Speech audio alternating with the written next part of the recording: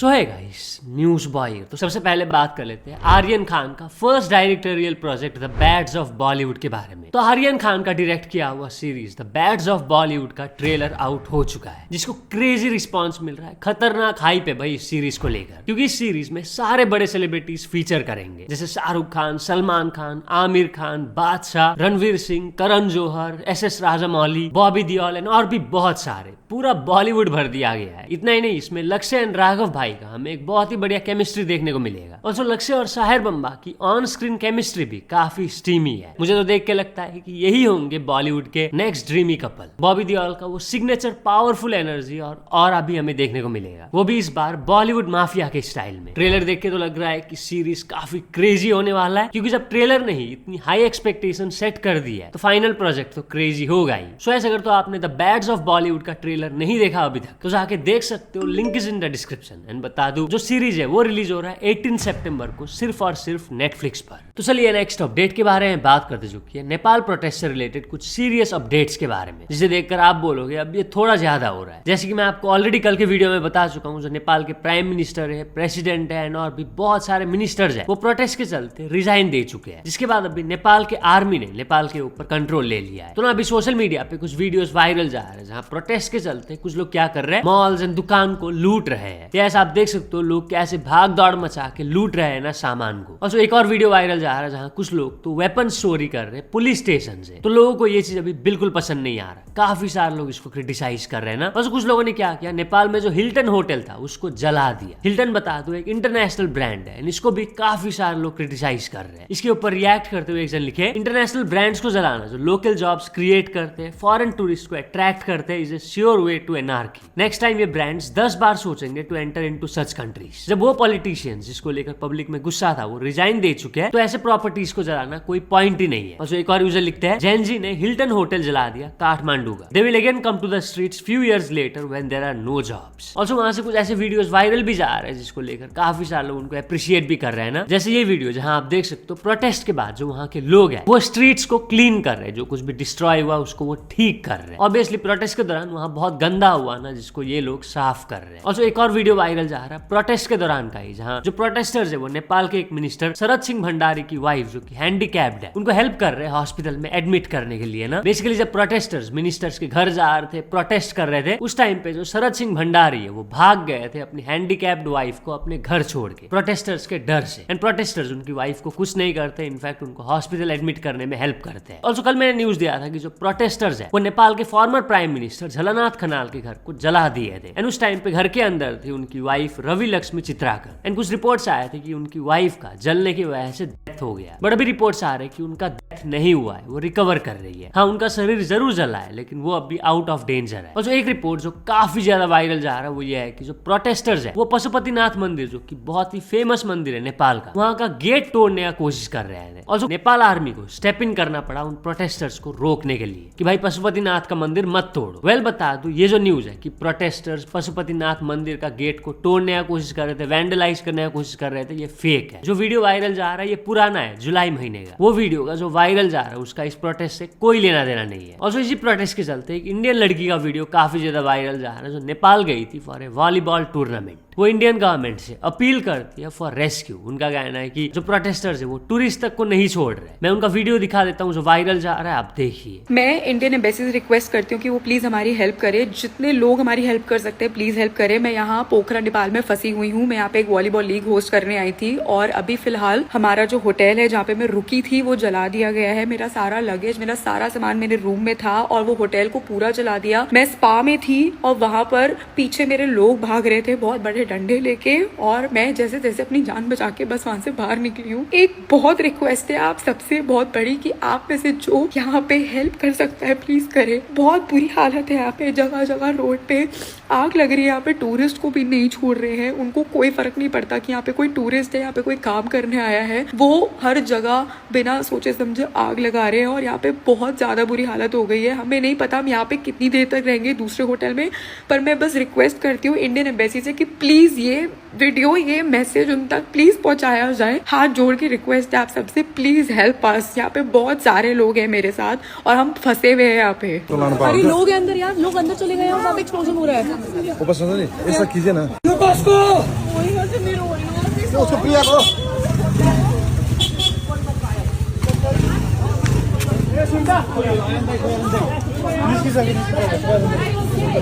ऐसे और भी कई सारे इंडियंस वहाँ पे फंसे हुए हैं ना। आई होप जो इंडियन एम्बेसी है वो इस मैटर को सीरियसली लेके जितने भी इंडियंस वहाँ फंसे हुए हैं उनको वो रेस्क्यू करे। ऑल्सो इस प्रोटेस्ट के चलते एक और बहुत ही सीरियस न्यूज है। काफी सारे लोग कमेंट्स कर रहे हैं, ट्वीट्स कर रहे हैं, पोस्ट कर रहे हैं ना, लिखते हुए कि नेपाल में जेनजी ने प्रोटेस्ट करके सरकार गिरा दिया। इंडिया में ऐसा कब होगा? इंडिया के जेनजी, इंडिया के यूथ का खून कब खौलेगा? इस तरीके के कुछ लोग ट्वीट्स एंड पोस्ट कर रहे हैं। तो अगर तो आप भी सोच रहे हो ऐसा पोस्ट या ट्वीट करने का तो सावधान भाई। इससे रिलेटेड एक ट्वीट वायरल जा रहा है जहाँ एक यूजर लिखते हैं, ये नेपाल के वीडियोस देख के जोश जोश में ये मत बोल देना हमारे कंट्री में ऐसा कब होगा। सरकार बैठी है तुम लोगों के एल लगाने के लिए, बिना बात के जेल जाओगे, वो भी बिना चार्ज के कि तुम्हारे ट्वीट्स लोगों को वायलेंस के लिए उकसा रहे थे। सोच समझ के लिख लो। इसी के चलते यूट्यूबर है अर्पित शर्मा, वो एक वीडियो पोस्ट किए जिसके बाद काफी सारे लोग उनको क्रिटिसाइज कर रहे हैं, बहुत सारे लोग उनके अरेस्ट का डिमांड कर रहे हैं। वीडियो का कैप्शन वो लिखे, नेपाल के यूथ ने कर दिया, अब इंडिया की बारी है, जय हिंद। जो वीडियो पोस्ट किए थे आप देखिए। इंडिया के जेनजी की ये वीडियोस देखो। जेनजी करप्शन के अगेंस्ट रोड पर है, प्रोटेस्ट कर रहा है। Electoral bond scam, vote scam, ethanol scam, religious hate speeches, increasing unemployment के अगेंस्ट, राइजिंग इन्फ्लेशन के अगेंस्ट, एसएससी एग्जाम्स में हो रही इरेगुलरिटीज के अगेंस्ट, पेपर लीक्स के अगेंस्ट। फाइनली हमारा यूथ इर्रिस्पेक्टिव ऑफ कास्ट और रिलीजन रोड पर उतर आया है। नेताओं के बच्चे बड़ी बड़ी यूनिवर्सिटीज में फॉरेन में जाके पढ़ते हैं। हमारे देश के बच्चों को अपने एग्जाम्स के लिए रोड पर प्रोटेस्ट करनी पड़ती है। इसके अगेंस्ट हमारी जेनजी रोड पर सरकार के अगेंस्ट प्रोटेस्ट कर रही है। काश ये सब सच होता। ये सब हो रहा है हमारे पास के एक छोटे से देश नेपाल में, जहां सरकार ने जेनजी की आवाज दबाने के लिए सोशल मीडिया एप्स बैन कर दी। लेकिन बड़ी पिक्चर ये है कि वहां का यूथ करप्शन के अगेंस्ट, पॉलिटिकल नेपोटिज्म के अगेंस्ट, अनएम्प्लॉयमेंट के अगेंस्ट, जो इरेगुलरिटीज सरकार में चल रही है उसके अगेंस्ट सड़क पर उतर के आया। हमारे देश में जहां 65% पॉपुलेशन 35 ईयर्स या उससे नीचे की है, हमें कोई फर्क ही नहीं पड़ता। चाहे वोट चोरी हो जाए, चाहे एसएससी के स्टूडेंट्स प्रोटेस्ट करें और लाठियां खाएं, चाहे इलेक्टोरल बॉन्ड स्कैम हो जाए, चाहे रिलीजियस हेट्रेड के नाम पर लोगों को मारा जाए, चाहे अनएम्प्लॉयमेंट का रेट आसमान छू जाए, चाहे पेपर लीक्स हो जाए, प्रोटेस्ट करना तो छोड़ो, हम एक पॉलिटिकल स्टोरी शेयर करने में भी डरते हैं। हालत यह है कि अगर हिम्मत करके कोई 2-4 सवाल भी पूछ ले तो उसे गालियों के साथ साथ देशद्रोही बता दिया जाता है। इसी बीच नेपाल के जेनजी एक रे ऑफ होप देते हैं। सोचो, इंडिया में 90 करोड़ वोटर्स में से 60 करोड़ के अराउंड यंग वोटर्स हैं। अगर ये सारे मिलकर आवाज उठाएं, हमारी पूरी जनरेशन यूनाइटेड हो जाए, तो पावर स्ट्रक्चर हिल जाएगा।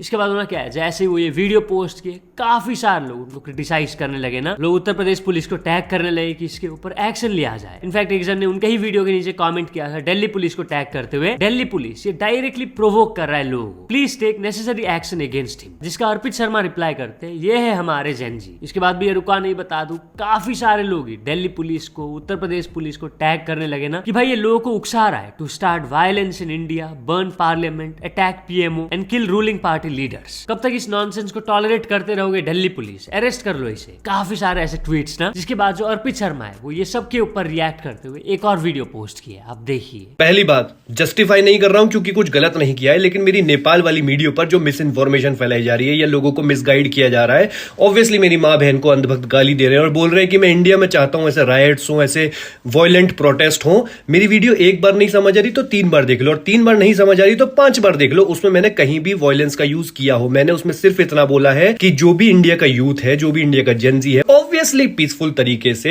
एसएससी की इरेगुलरिटीज के लिए यूनाइटेडली आगे आए, इथेनॉल स्कैम के लिए यूनाइटेडली आवाज उठाए, वोट चोरी स्कैम के अगेंस्ट यूनाइटेडली आवाज उठाए, पॉलिटिकल नेपोटिज्म के अगेंस्ट यूनाइटेडली आवाज उठाए, जो भी इरेगुलरिटीज चल रही है, अनएम्प्लॉयमेंट एक तरफ से हाई होता जा रहा है, उसके अगेंस्ट आवाज उठाए। लेकिन मुझको गाली देने वाले या मेरी इमेज को खराब करने वाले हैं कौन? अंधभक्त। तो इनसे यही एक्सपेक्ट किया जा सकता है जो इंसान को टारगेट करते हैं स्पेसिफिकली ताकि उसे एंटी नेशनल घोषित कर दिया जाए। जो ये लोग बोल रहे हैं उनकी टाइमलाइन जाके चेक कर लेना, एक भी पीस रिलेटेड पोस्ट मिलेगा नहीं। या तो इसको मार दो, या उसको मार दो, या दुनिया भर की माँ बहन की गाली दे रखी होंगी। मैं चैलेंज करता हूं ऐसे लोगों से। मैं बस इतना कहना चाहता हूं लास्ट में, तुम्हारी ओपिनियन को पता है मैं कहां रखता हूं? वेट दिखाता हूं, यहां डाल दिया तुम्हारी ओपिनियन, और ये लो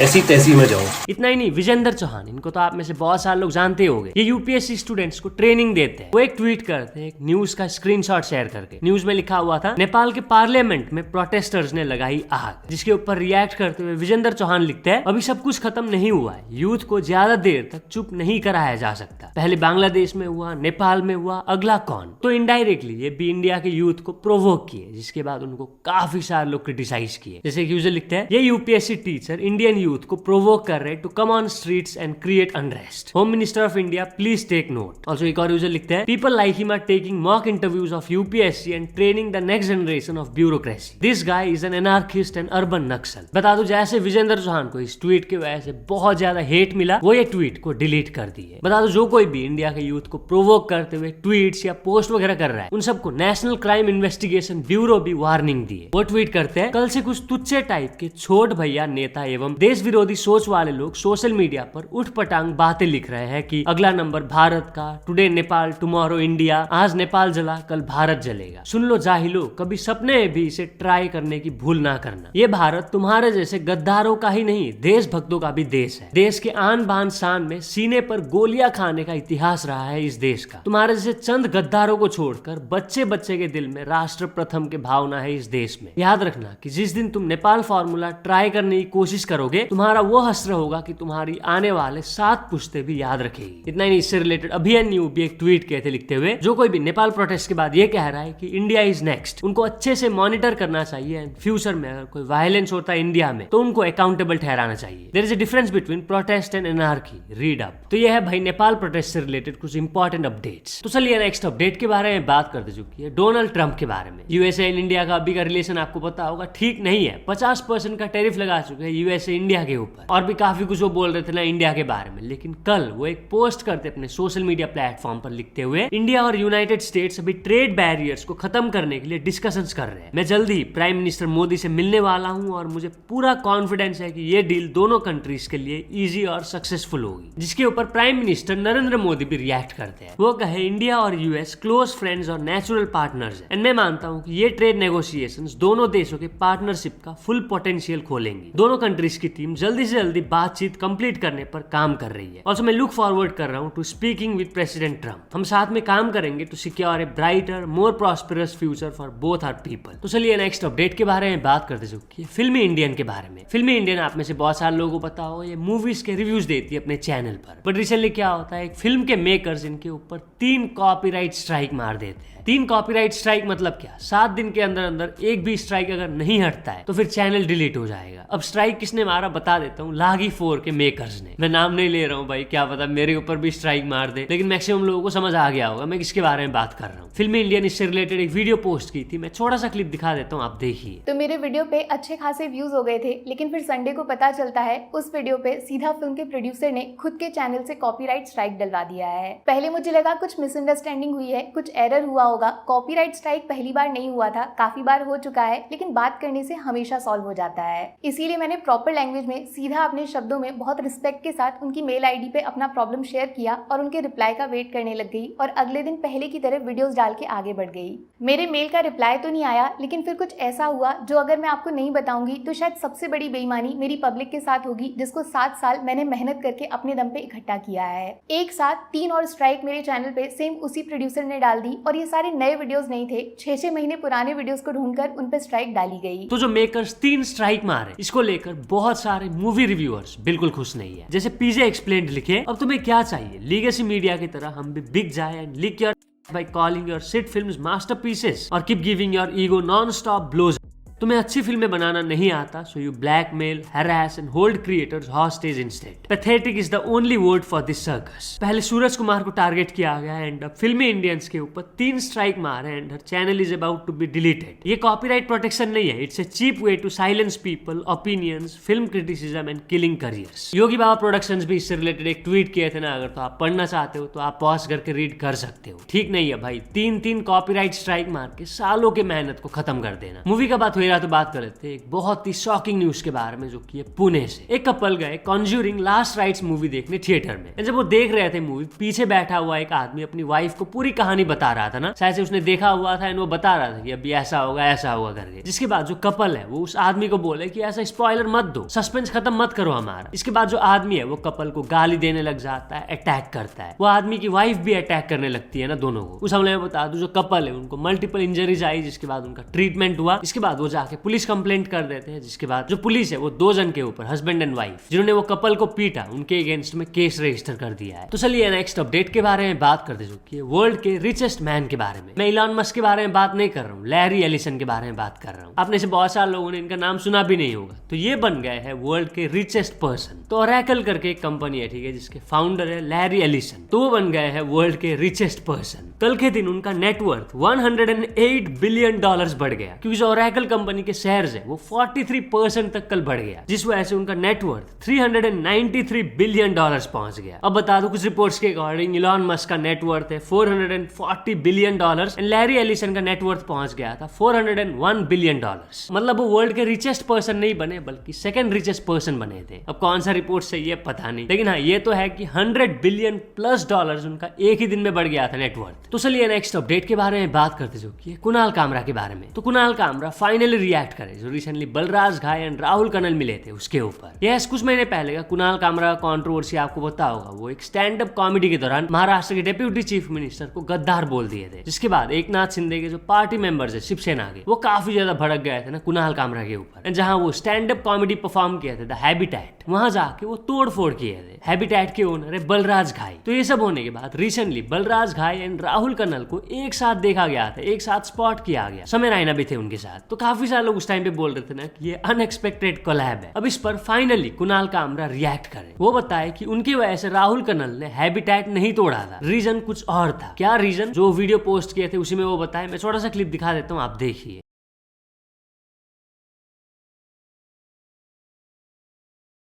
मुझे काफी जनों ने वीडियो और फोटोज भेजे और पूछा कि तेरा क्या कहना है ये सबसे। मैंने इस टॉपिक पे कभी बात नहीं की है, तो एक वीडियो मैं प्ले करता हूँ, यही है। वो ओनर को एक लिख रहा हूँ, क्या कॉल कर रहा हूँ, क्या बलराज भाई आपने don't teach me my job, these were his words. मेरा काम नहीं है, मुझे 50,000 मेरे भाड़े से मतलब है, कोई भी आके यहाँ कुछ भी करे मुझे नहीं पता। तो बेसिकली ये क्लेम कर रहा है कि इसने वेन्यू तोड़ा क्योंकि लिए बलराज ने इससे रूटली बात किया। पहली बात कि हैबिटेट मेरी वजह से टूटा, ये लोगों को लग रहा है। तो जिसने तोड़ा वो तो ये नहीं बोल रहा है मेरी वजह से टूटा। दूसरा, रॉफिल तुम भी थे वहां रिकॉर्डिंग पे, तो मैंने तो प्रपोज किया था कि हैबिटेट का लोगो मत डालो, काला पर्दा लगा दो, मेरे को पता है मटेरियल मेरा कैसा है, मैं वेन्यू को कोई दिक्कत नहीं देना चाहता हूँ। तब बलराज ने बोला नहीं नहीं कुछ नहीं यार, हर ये मैनेज कर लेंगे, इसमें क्या है। उसने 2-3 शो देखे हैं बाय द वे, मेरे साथ बैठ के देख रहा था, मुझे तो पता नहीं था ये ऑनर है यहाँ का। बलराज ने मेरे साथ 2-3 शो देखे, उसने बैठ के पूरा हंस के ताली बजा रहा था, पीट रहा था क्योंकि मजा आ गया, वो किसी में इतनी हिम्मत नहीं है करने की। उसके बाद शो जब एडिट होके मैं डालने वाला था, मैंने उसको वापस भेजा था कि भाई देख ले एक बार, वेन्यू का क्रेडिट्स वेडिट्स डालना है, नहीं डाला, अरे नहीं कुछ नहीं होगा। फिर जो रात को वेन्यू टूटा,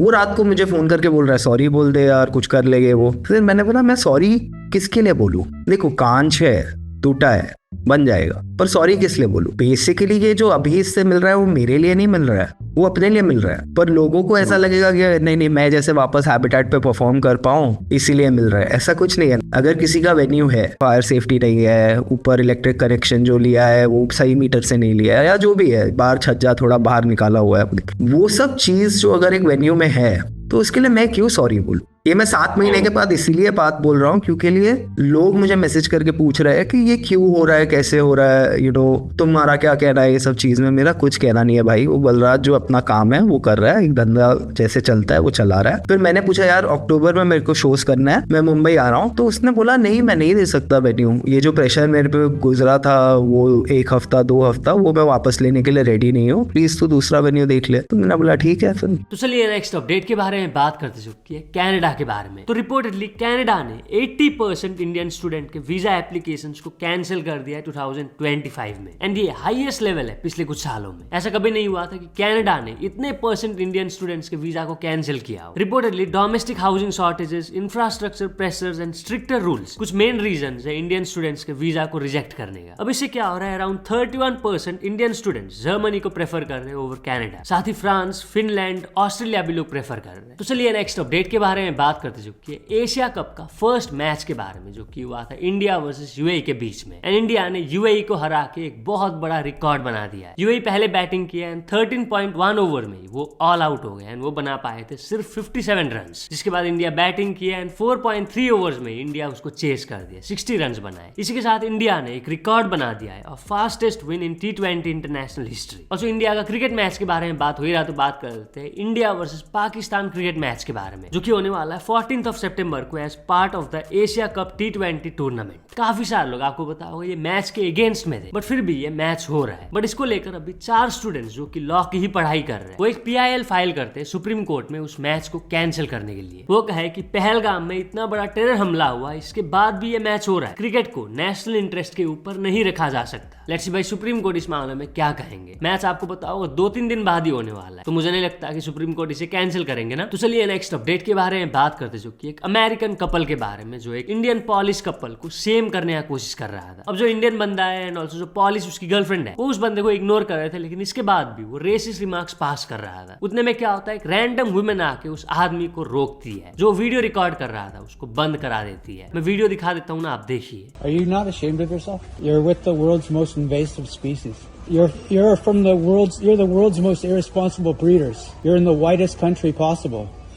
What do you mean? I don't think. Yes. You're a biological weapon in this country. Hey, Pajit, you're a biological weapon in this country.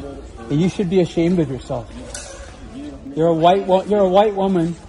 What are you going to do? Mix your genetics up with the shit skin? What do you mean? What do you mean? What do I mean? There's 1.3 billion of those Pajits. What are you talking about me like that? There's 1.3 billion Pajits. Just leave us, This okay? is the whitest country Please on leave earth. us. You should be ashamed of yourself. Leave us. Okay? Be ashamed of yourself. What are you Be ashamed. Look at you. What are you doing? Why don't you have some more classes?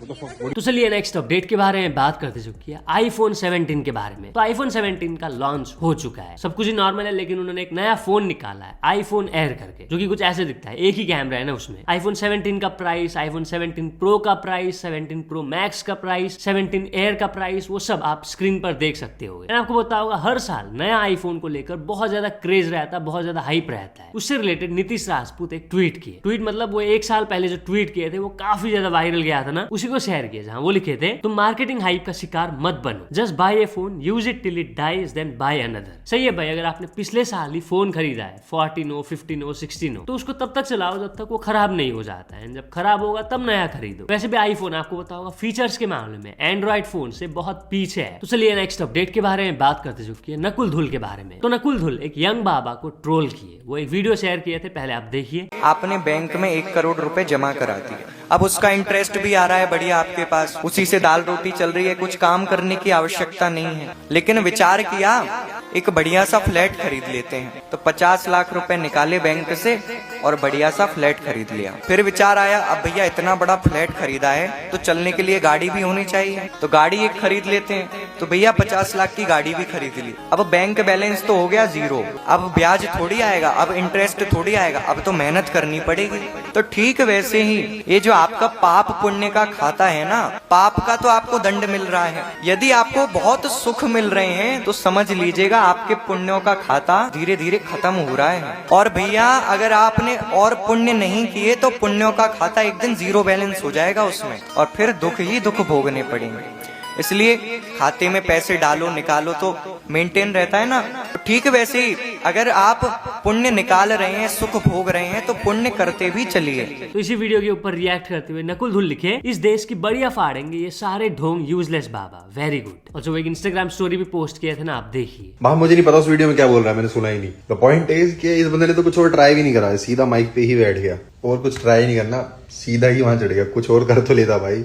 Business model ही यही है, at this point business model ही है। मुझे पता है तुम्हें लगता है कि तुम्हारा बाबा बहुत अच्छा है और बाकी वाले हैं, बट ट्रस्ट मी ऐसा नहीं होता है। सेम विद रिलीजन, जैसे रिलीजियस बंदे को लगता है उसका रिलीजन अच्छा है, बाकी सबका है, ऐसे ही तुम्हारे बाबा फेवरेट बाबा के साथ होता है। तुम्हारा फेवरेट बाबा सबसे अच्छा लगता है, बाकी सब बेकार लगते हैं, but reality is often disappointing, but कोई बात नहीं लगे रहो बढ़िया। तो चलिए नेक्स्ट अपडेट के बारे में बात करते चुकी है इंडिया के न्यूली इलेक्टेड वाइस प्रेसिडेंट के बारे में। तो कौन बना भाई इंडिया का नया वाइस प्रेसिडेंट? वो है सीपी राधाकृष्णन, जो कि महाराष्ट्र के गवर्नर है। याद रख लो भाई, कोई एग्जाम में आ सकता है ये तो चलिए नेक्स्ट अपडेट के बारे में बात करते चुकी है दीपक कलाल के बारे में। तो दीपक कलाल अपने से रिलेटेड एक रियलिटी शेयर की है। वो कहे लोग मेरी आवाज की मिमिक्री करते हैं, लेकिन रियलिटी में मेरी वॉइस बहुत सिंपल है। मैं जानबूझ के लड़की वाली एक्टिंग करता हूँ। रियलिटी में बिल्कुल एक आम आदमी हूँ। इंस्टाग्राम लाइव में शराबी बनकर गाली गलोच करता हूँ, लेकिन रियलिटी में हर एक लड़की की इज्जत करता हूँ। कैरी मिनाटी, समय रायना, फुकरा इंसान को भाई बोलता हूँ और राखी सावंत, पूनम पांडे को मैडम बोलता हूँ। करण जौहर को करण जौहर सर बोलता हूँ। मेरे खुद के 4 फ्लैट्स है। लाइफ में बहुत मेहनत की है। मेरे मॉम डैड लॉस एंजलिस में रहते हैं, लेकिन मैं जब भी यूएसए गया हूँ मैं अपने पैसे से गया हूँ और आते जाते माँ के ड्रॉयर में $4000 रख के आया हूँ। समय रायना ने कहा दीपक भाई आप बहुत एजुकेटेड और इंडिपेंडेंट हो। I have huge respect for you. अब अगर थोड़ी भी लाज शर्म बची है तो कमेंट सेक्शन में मेरी तारीफ करो और मुझे इंस्टाग्राम का जेंटलमैन घोषित करो। और जो समय रायना की बात हुई तो बात करते उनके ही बारे में। तो वो परफॉर्म करने वाले दिल्ली के इंदिरा गांधी स्टेडियम में 9 नवंबर को। अगर तो आप दिल्ली से हो, समय रायना का शो देखना चाहते हो तो टिकट्स बुक कर सकते हो। लिंक मैं नीचे डिस्क्रिप्शन में दे दूंगा। 999 रुपए जो सबसे सस्ता वाला टिकट है, वो सबसे जल्दी बिक रहा है भाई, इसलिए फटाफट से खरीद लेना। तो चलिए नेक्स्ट अपडेट के बारे में बात करते चुकी है थगेश के बारे में। तो थगेश परेशान हो गए एक बंदे से एंड वो अपने फॉलोअर से एडवाइस मांगे कि उन्हें क्या करना चाहिए। कौन सा बंदा क्यों परेशान है, वो एक इंस्टाग्राम स्टोरी पोस्ट किए थे, मैं दिखा दूंगा, समझ जाओगे। गाइस जनरली मैं वैसे डाउट्स पूछता नहीं पर्सनल लाइफ के, लेकिन अभी मैं पूछ रहा हूँ आपसे, मेरे को बताओ क्या करना चाहिए।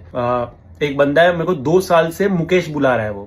अब जब शुरुआत हुई उसने 1-2 बार मुझे मुकेश बोला चलो ठीक है, सोशल मीडिया पे देख लेगा, कहीं देख लेगा। एक्चुअली लेन देन का कुछ काम है बाकी, बट मैं बोला चलो ठीक है हो जाएगा। 6 महीने बीत गए, 1 साल बीत गया, मुझे मुकेश ही बुला रहा है। अब 1 साल के बाद मेरे को लगा कि अब मेरे को बोल देना चाहिए, मेरा हो रहा है दिमाग खराब। लेकिन 1 साल बाद मेरे को लगा मैं बोलूंगा कि अब मेरा नाम महेश है भाई, मुकेश नहीं 1 साल से, तो एम्बेरसिंग तो मेरे लिए होगा, मैंने पहले क्यों नहीं बोला। तो ऐसे करके भाई अभी 2 साल हो गया, अब मुझे मुकेश ही बुला रहा है। अब मैं क्या करूं, मेरे को बताओ, मैं जिंदगी भर ऐसे ही रहूं मुकेश बन के उसके लिए, या मैं स्टैंड लूं, बताओ जरा। तो जो वो इंस्टाग्राम स्टोरी पोस्ट किए थे उसका एक बंदा रिप्लाई करता है अपना नाम चेंज करके मुकेश कर लो, बेचारा का दिल मत दुखाओ। तो बस आज की बस इतने अपडेट्स थे। अगर तो वीडियो पसंद आया तो लाइक जरूर कर देना। मिलते हैं अपने नेक्स्ट वीडियो में।